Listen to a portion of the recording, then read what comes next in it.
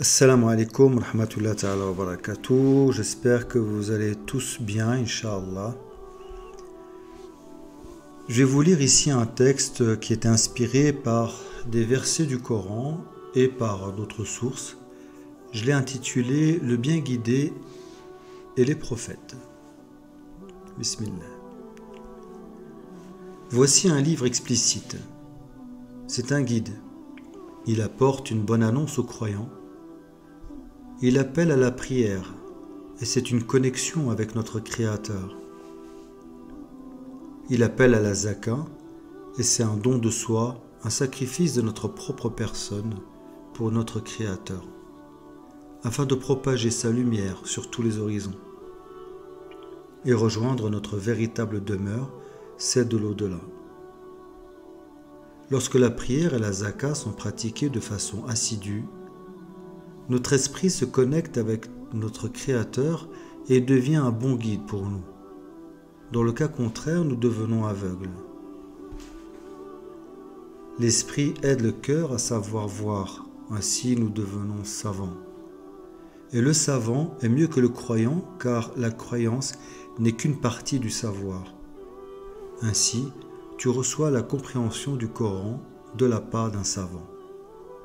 Quand tu sais, tu es libre, alors tu peux transmettre en paix et tu es un avertisseur. Tu es dans la certitude. Ton cœur bat grâce à l'esprit qui lui donne vie, car c'est la vie spirituelle, c'est la vie éternelle. Dans l'histoire de Moussa, lorsqu'il arriva devant le tison de feu, c'était le symbole de ses épreuves. Celui qui est dedans est béni, car c'est la partie en lui qui se purifie. Et celui qui est autour du feu, c'est notre intérieur lumineux qui est connecté à la guidée. Notre intérieur qui se purifie et celui qui suit la guidée sont tous les deux bénis. C'était ton choix de faire voir ton Créateur dans sa vérité, et tu t'es sacrifié pour cela. Lorsqu'il se trouva devant Allah, Dieu lui dit « Jette ton bâton ». Il devient un serpent qui rampe. Ainsi Allah lui a fait voir son âme et ce qu'elle a acquis. Cette vision lui a inspiré de la crainte envers son Seigneur. Alors Moussa chercha à fuir sans revenir sur ses pas. Allah lui dit « N'aie pas peur Moussa. Les serviteurs qui se repentent et qui changent le mal par le bien n'ont pas peur. Dans ce cheminement, tu as beaucoup douté et tu pensais que nous t'avons oublié. Car pour connaître Dieu, il faut connaître l'homme. Par conséquent, tu as porté les fardeaux comme Jésus. Tu es le confident comme Moussa, car Allah connaît tous tes secrets. Tu te confies à Dieu, car tu es un orphelin. Par les épreuves que tu as vécues, tu as acquis la sagesse comme Idriss. Ainsi, comme Moussa, tu pourras faire tomber leur sorcellerie. Cependant, devant l'évidence, ils vont s'enfler d'orgueil, car ils sont ancrés dans leur héritage. En réalité, ils n'ont encore rien vu de la création. Cite en exemple l'histoire de David et Salomon, à qui nous avons donné une science, et nous les avons favorisés.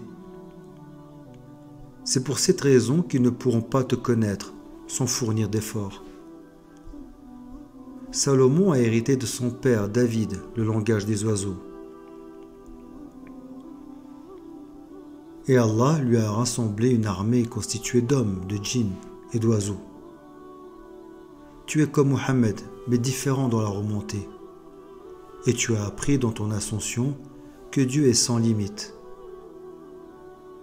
Donc, un conseil fraternel, si vous voulez le connaître, élevez le niveau. On sent déjà sa présence, et ça va remuer.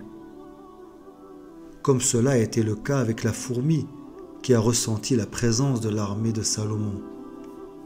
Alors elle a prévenu les autres fourmis de rester dans leur demeure. Devant un tel bienfait, Salomon est reconnaissant envers ses parents spirituels qui lui ont enseigné tout ceci. Il pense le connaître à la manière des perroquets. Or, ceux qui demeurent dans une eau stagnante sont aveuglés, car ils sont privés de connexion, comme celle que disposait Salomon. Un jour, il a passé en revue ses oiseaux. Il avait remarqué que la huppe était absente. Cela l'avait beaucoup contrarié. Elle était absente que peu de temps. Lorsqu'elle fut revenue, elle lui dit : « J'ai appris ce que tu n'as point appris, et je t'apporte de Saba une nouvelle sûre. J'ai trouvé qu'une femme est leur reine, de toutes choses elle a été comblée, et elle a un trône magnifique. Cependant, elle et son peuple adorent le soleil, et ils ne sont pas bien guidés. Le diable leur a enjolivé leur action. » Salomon répondit : « Que ne se prosterne-t-il devant Allah, qui fait sortir ce qui est caché dans les cieux et la terre, et qui sait ce que vous cachez et aussi ce que vous divulguez ?» Alors Salomon dit : « Nous allons voir si tu as dit la vérité ou si tu as menti. Pars avec ma lettre que voici, puis lance-la à eux. Ensuite, tiens-toi à l'écart d'eux pour voir ce que sera leur réponse. » La reine dit : « Ô notable, une noble lettre m'a été lancée. Elle vient de Salomon. Et c'est au nom d'Allah, le tout miséricordieux, le très miséricordieux. Ô notable, conseillez-moi sur cette affaire. Je ne déciderai rien sans que vous ne soyez présents pour me conseiller.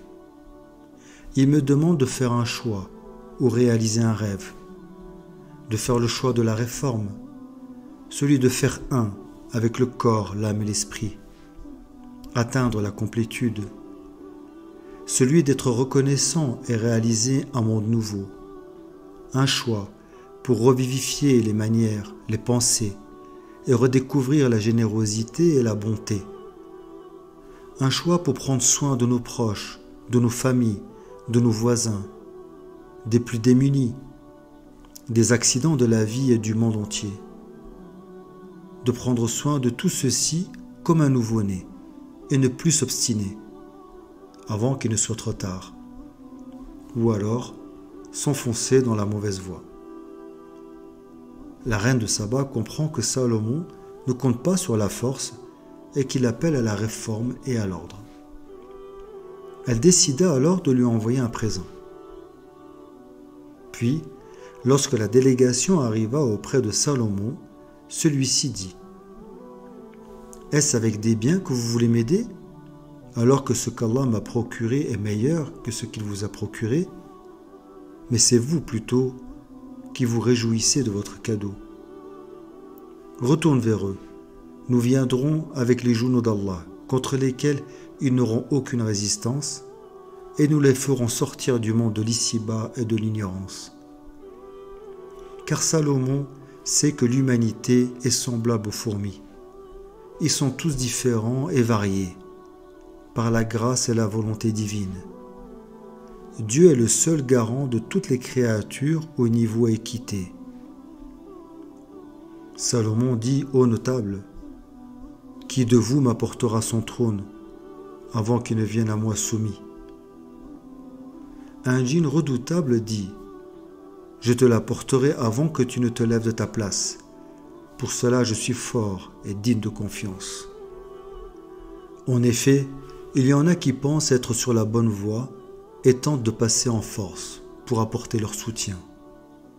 Or, ce n'est pas par la force que vient l'autorité, mais par un clignement d'œil, car c'est par la maîtrise des sens et la connexion que se fait la suprématie du royaume de Salomon. La force, c'est d'avoir un cœur blanc et être véritablement croyant, comme une étoile.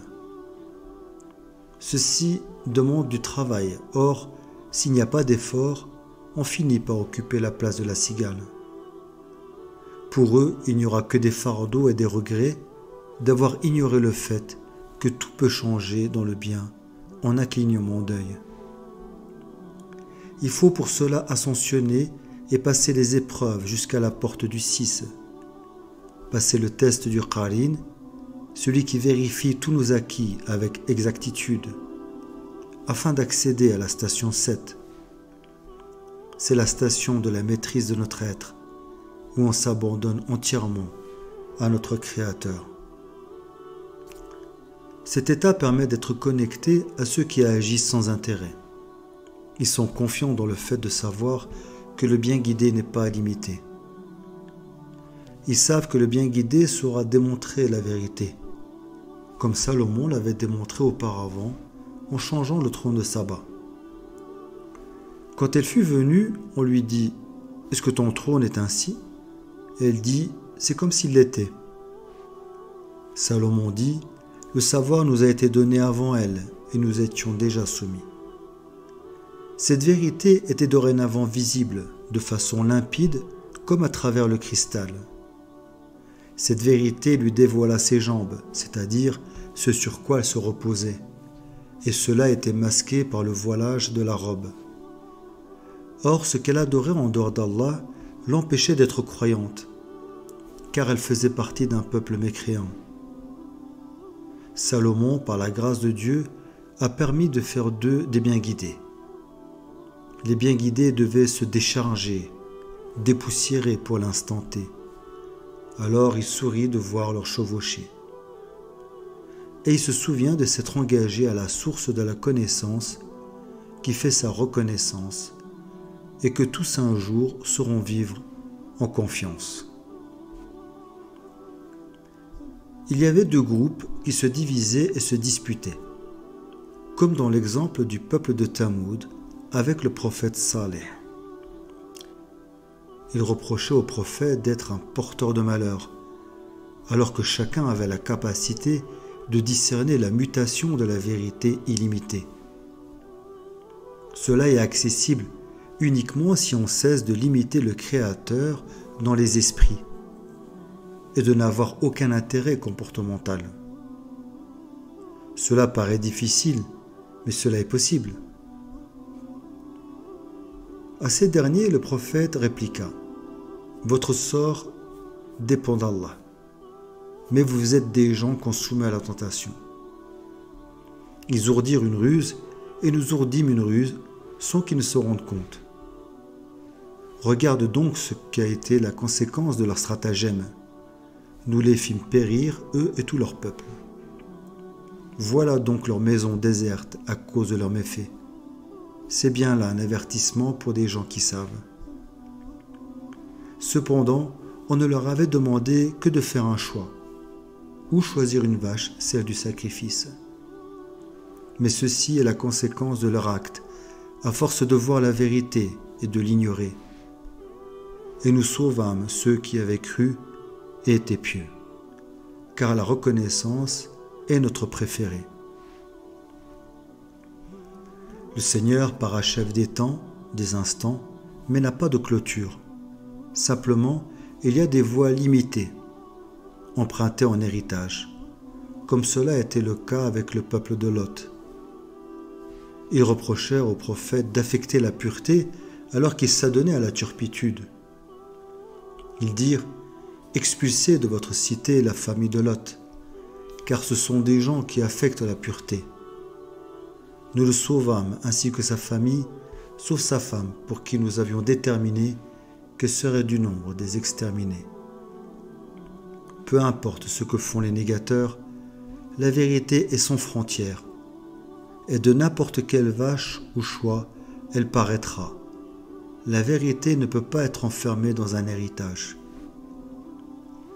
Il arrivera alors un instant intemporel, passé, présent ou futur, où la langue et ce qu'elle aura acquis ou assimilé pèsera son pesant d'or. Une pluie de pierres est tombée sur ceux qui ont expulsé la vérité. Ils étaient enlisés dans du sable mouvant dont aucun savant ne pourrait être garant. Dis, louange à Allah, et paix sur ses serviteurs qu'il a élus. Lequel est meilleur, Allah ou bien ce qui lui associe? Nous devons placer notre confiance en l'incommensurable et non en la vache, l'os et l'accusé, afin d'éviter d'être égarés. L'incompréhensibilité peut venir de 3 choses. La prudence, la passion et l'ignorance. Ces 3, au fur et à mesure d'efforts à travers un temps, découvriront une voie de sortie. En effet, on peut trouver une voie de sortie car il y a toujours une voie à travers les rivières, les montagnes, et rien n'est enfermé dans la création. N'est-ce pas lui qui a établi la terre comme lieu de séjour, placé des rivières à travers elle, lui a assigné des montagnes fermes et établi une séparation entre les 2 mers? Y a-t-il donc une divinité avec Allah? Non, mais la plupart d'entre eux ne savent pas. La voie de sortie est la présence de l'opportunité qui est l'innocence. Et ceci s'appelle la clémence.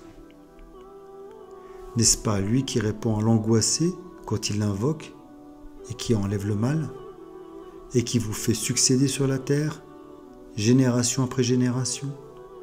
Y a-t-il donc une divinité avec Allah? C'est rare que vous vous rappeliez. L'innocence des 3 et l'ignorance ont l'origine de l'héritage, qui provient de cette prudence devenue passionnelle. À savoir que la clémence est loin d'être une faiblesse, c'est un permis de certitude, c'est la force d'un savoir acquis. N'est-ce pas lui qui vous guide dans les ténèbres de la terre et de la mer et qui envoie les vents comme une bonne annonce précédant sa grâce? Y a-t-il donc une divinité avec Allah? Allah est très élevé au-dessus de ce qui lui associe. Par conséquent, une fois le câble de cette clémence visible, libre à tous de s'y agripper, car celui-là est unique. Et avant de faire le choix primordial, on se doit de faire preuve d'une réflexion profonde, car ignorer la clémence deviendra un argument contre nous.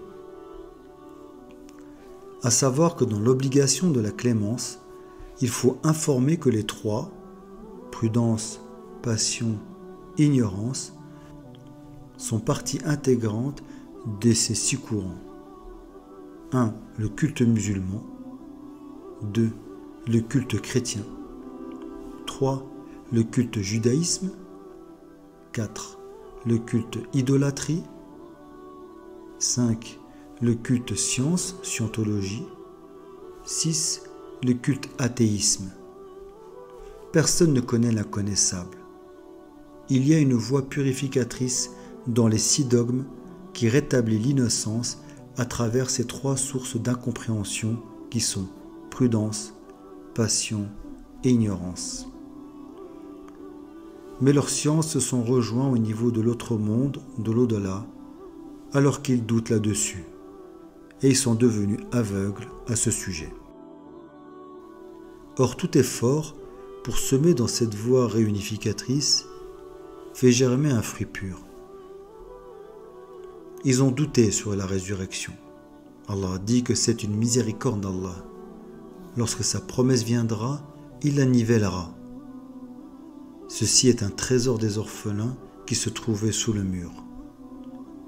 À cela, les négateurs dirent: certes, on nous l'a promis à nous et à nos pères auparavant. Ce ne sont que des contes anciens. Regardez ce qui est arrivé aux gens criminels. Cependant, nous lui avons accordé une puissance sur terre.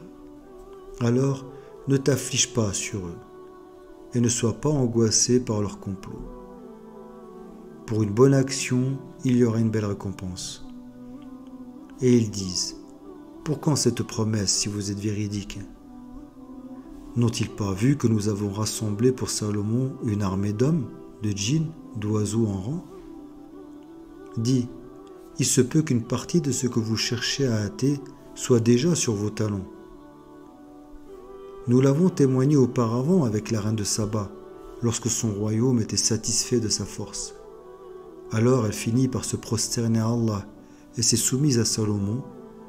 Elle entra dans le palais de cristal qui dévoila la superficialité de son trône. Certes, ton Seigneur est pourvoyeur de grâce aux hommes. mais la plupart d'entre eux ne sont pas reconnaissants. Allah a donné à son serviteur une grande force et un rang élevé auprès du maître du trône, El-Malik, Seigneur du trône sublime. Certes, ton Seigneur sait ce que cache leur poitrine et ce qu'ils divulguent. Il ne faut jamais hâter sans une compréhension totale. Ce Coran raconte aux enfants d'Israël la plupart des sujets sur lesquels ils divergent, alors que le message est une miséricorde pour les croyants. Il faut donc éviter de stagner dans le noir, car il y a une facilité après la difficulté. Et Dieu reste le juge seul. Donc place ta confiance en Allah, car tu es sur la voie de vérité et de bon droit. La vérité est soit vue, soit ignorée. Alors tu ne peux pas faire entendre les sourds et les muets, ou faire voir les aveugles. Quand le test vient toujours de la même direction, c'est que la réflexion se doit d'être sincère. Car l'identifié et l'identifiant agissent suivant leurs capacités. Et quand la parole tombera sur eux, nous leur ferons sortir de terre une bête qui leur parlera. Les gens n'étaient nullement convaincus de la vérité de nos signes. Ils n'avaient aucune profondeur dans la réflexion. Et le jour où nous rassemblerons de chaque communauté une foule de ceux qui démentaient nos révélations et qui seront placés en rang, ce jour-là, les positions seront inversées. Puis, quand ils seront arrivés, Allah dira : « Avez-vous traité de mensonges mes signes sans les avoir embrassés de votre savoir ? Que faisiez-vous donc ? Nous vous avons demandé de faire des recherches, d'analyser, suivant les capacités de chacun. Tout ce travail d'analyse sur les livres, les révélations, les traditions, à vérifier la véracité, ce qui est faible en authenticité, les montages et les traductions. C'était réalisé la nuit lorsque nous étions au repos, et le jour, nous nous consacrions à observer et à voir. N'ont-ils pas vu qu'en vérité, nous avons désigné la nuit pour qu'il y ait du repos, et le jour pour voir ? Voilà bien là des preuves pour des gens qui croient. Et la parole leur tombera dessus, à cause de leurs méfaits, et ils ne pourront rien dire. Tout ceci pour obtenir une lecture ADN-ARN, un aller-retour entre la base de données originelle et les acquis. C'est une anthropologie pour savoir l'origine de toute chose. Et le jour où on soufflera dans la trompe, tous ceux qui sont dans les cieux et ceux qui sont dans la terre seront effrayés, sauf ceux qu'Allah a voulu préserver, et tous viendront à lui s'humiliant, chacun selon ses capacités, tant qu'ils sont dans la voie de la droiture. Et tu verras les montagnes, tu les crois figées alors qu'elles passent comme des nuages. Telle est l'œuvre d'Allah qui a tout façonné à la perfection. Il est parfaitement connaisseur de ce que nous faisons. Allah nous demande de vérifier nos sources, de renouveler nos intentions. Quiconque viendra avec le bien aura bien mieux, et ce jour-là, ils seront à l'abri de tout effroi. Et quiconque viendra avec le mal, alors ils seront culbutés le visage dans le feu. N'êtes-vous pas uniquement rétribués selon ce que vous œuvriez ? Allah a créé son sceau, et son sceau, c'est que son Seigneur est sans limite. Dis, il m'a été seulement commandé d'adorer le Seigneur de cette contrée, qu'il a sanctifiée, et à lui toute chose. Il m'a été commandé d'être du nombre des musulmans, et de suivre ce à quoi je me suis engagé, d'étudier le Coran. Quiconque se guide, c'est pour lui-même en effet qu'il se guide. Et quiconque s'égare, alors dit, je ne suis que l'un des avertisseurs. Le sceau a été étudié par beaucoup, et il y avait une grande complicité avec son Créateur, car il l'a protégé des incompréhensions. Dis, Louange à Allah, il vous fera voir ses preuves et vous les reconnaîtrez. Ton Seigneur n'est pas inattentif à ce que vous faites. Lis au nom de ton Seigneur qui a créé l'homme à partir d'une adhérence. Lis, ton Seigneur est le très noble. Il t'a enseigné par la plume. Et toi, tu éclairciras les énigmes. Et tu apprendras que la science de ton Créateur est infinie.